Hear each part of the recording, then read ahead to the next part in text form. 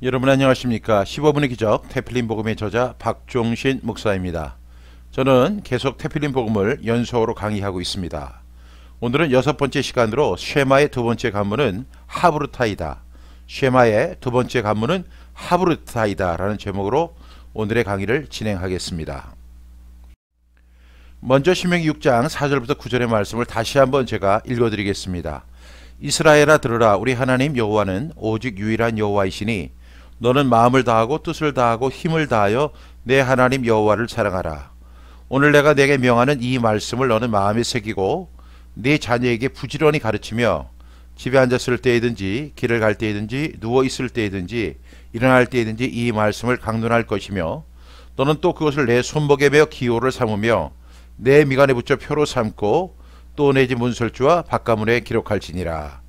신명기 6장 4절부터 9절의 말씀입니다. 제가 이 말씀을 계속해서 반복해서 읽어드리고 있는데 그만큼 중요하다는 사실을 제가 강조하기 위해서 이 말씀을 읽어드리는 것이니 여러분들 양해하시기 바랍니다. 먼저 4절에 보니까 이스라엘아 들으라. 쉐마이죠. 그 다음에 6절 말씀에 보니까 오늘 내가 내게 명하는 이 말씀을 너는 마음에 새기고.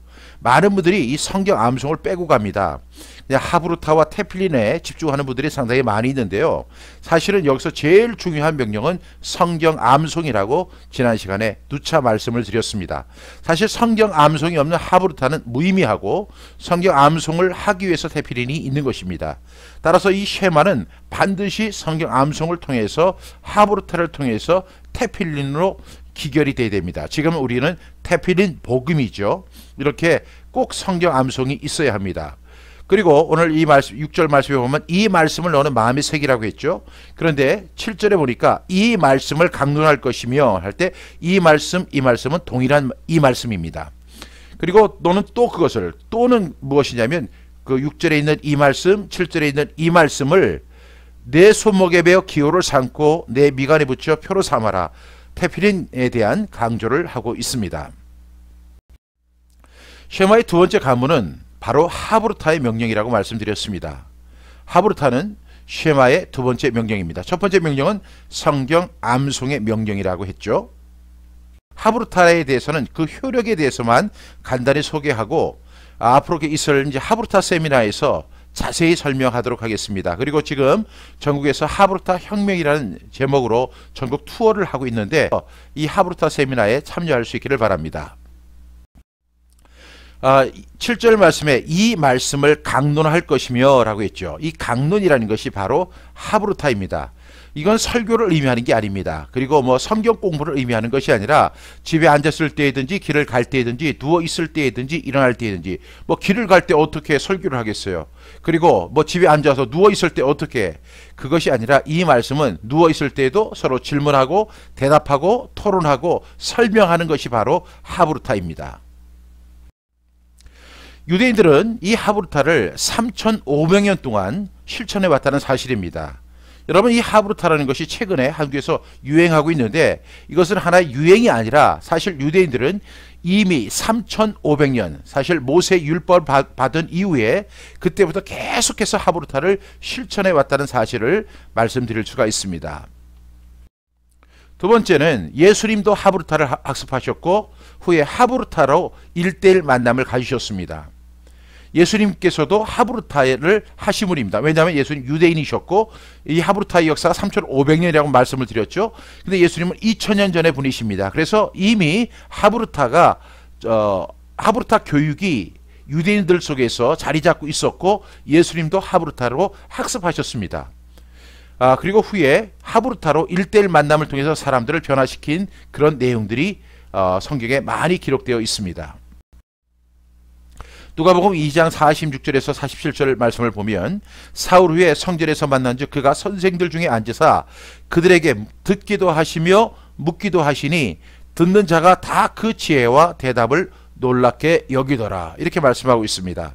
예수님께서 성전에 올라가셨는데 그 부모와 헤어졌습니다. 그래서 그 부모들이 예수님을 찾기 위해서 사흘길로 다시 성전에 올라왔죠. 그런데 그 예수님이 어디 있는가 했더니 성전에 앉아서 그 선생들, 이 선생이 바로 랍비들입니다. 랍비들에게 듣기도 하시고 묻기도 하시니 듣는 자가 다 그 지혜와 대답을 놀랍게 여기더라. 예수님은 이렇게 그 랍비들과 함께 하브루타를 하셨다는 것을 우리가 이 성경 말씀을 통해서 알 수 있습니다. 세 번째로 이 하브루타는 세계에서 가장 뛰어난 학습법입니다. 하브루타는 자타가 유대인뿐만 아니라 세계 모든 교육학자들이 인정하는 최고의 학습법이라는 사실을 여러분 꼭 기억할 수 있기를 바랍니다. 네 번째는 이 하브루타는 성경 암송과 함께 이루어진다는 사실입니다. 많은 사람들이 이 하브루타를 할 때 뭐 백설공주를 가지고 이야기하고 치즈 이야기를 가지고 하고 여러 가지 동화를 가지고 하브루타를 합니다. 그것은 이 성경 하브루타가 아닙니다. 유대인들이 하브루타를 한 이유는 성경 암송을 했죠. 성경 암송을 한다고 해서 그 말씀의 의미를 다 알 수가 없잖아요. 그러니까 그 이 말씀에 대해서 질문합니다. 그러면 대답해 주죠. 그리고 설명해 주죠. 이것이 바로 하브루타입니다. 따라서 하브루타의 시작은 성경 암송에서 시작된다는 사실을 여러분 꼭 기억할 수 있기를 바랍니다. 다섯 번째로 이 하브루타는 서로 설명하기 또 서로 가르치기 방식인데 학습 효과가 매우 높습니다. 무려 90%에 달한다고 하는 그런 보고를 볼 수가 있습니다. 이 도표를 보시게 되면 이것이 버지니아 LTL에서 나온 자료인데요. 여기에 보면은 강의 듣기가 5%, 그 다음에 읽기가 한 10%, 시청과 교육이 한 20%, 그 다음에 시범 강의나 현장 견학이 한 30%, 집단 토의하는 것이 한 5%인데 이 설명하고 가르치는 이 하브루타 방식은 90%의 효과를 가지고 있다는 사실을 여러분 꼭 기억할 수 있길 바랍니다. 저는 이것을 볼 때마다 하나님의 놀라운 그 명령을 우리가 순종할 때 놀라운 결과들이 나타날 수밖에 없다는 사실에 우리는 감동받지 않을 수가 없습니다. 여러분들이 꼭 이 하브루타를 적용할 수 있기를 바랍니다. 그 다음에 여섯 번째는 현재 한국교회와 교회의 주일학교, 그 다음에 여름성학교, 학생의 수련회, 청년의 성경 공부의 교육 효과가 모두 10%에 미만에 불과하기 때문에 우리는 이제 하브루타로 바꿔야 한다는 사실입니다. 여러분 우리가 이 교육을 하는데 90%가 다 90%를 잃어버리고 10%의 효과만 있다고 하면 그 효과는 사실 무의미한 시간입니다. 따라서 우리가 이 효과를 높이기 위해서 반드시 하브루타를 적용해야 한다고 믿습니다.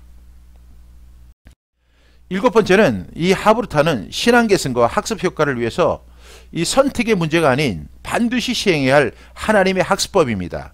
제가 앞에서 설명한 것처럼 90%의 학습 효과를 가지고 있을 뿐만 아니라 더 나아가서 우리의 신앙 개성을 해야 되죠. 그리고 또 우리가 하나님의 말씀을 배우는 그 학습 효과를 위해서 이거는 선택해야 할 문제가 아니라 하나님 우리에게 명령하셨죠. 이 하브루타 하라고 이 말씀을 강론할 것이며 이렇게 말씀하셨잖아요. 그래서 우리가 반드시 순종해야 할 하나님의 학습법이라고 정의할 수 있습니다.